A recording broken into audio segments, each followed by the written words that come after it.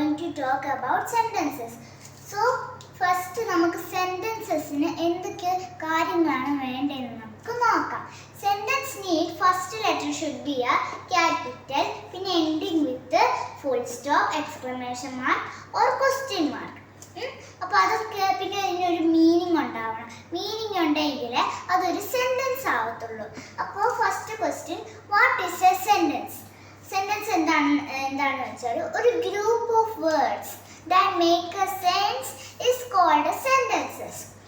ഒരു വേർഡ്സ് എല്ലാം കൂടി ഒരു ഗ്രൂപ്പ് ആവുന്നതിനാണ് സെന്റൻസസ് എന്ന് പറയുന്നത്.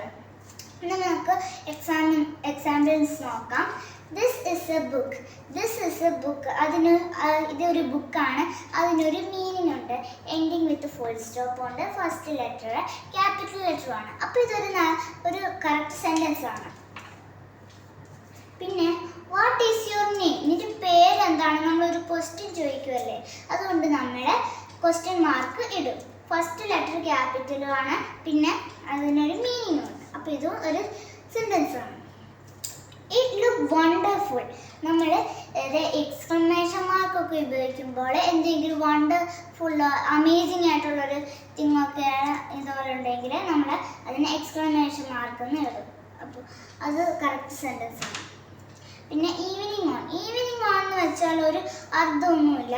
പിന്നെ ഫസ്റ്റ് ലെറ്റർ ക്യാപിറ്റൽ ലെറ്റർ അല്ല. എൻഡിങ് വിത്ത് ഫുൾ സ്റ്റോപ്പ് ഉണ്ടെങ്കിൽ നമുക്ക് മീനിങ് ഒന്നുമില്ല. അപ്പോൾ അതൊരു കറക്റ്റ് സെൻറ്റൻസ് അല്ല. അപ്പോൾ നിങ്ങൾ പഠിച്ചോ? ബൈ.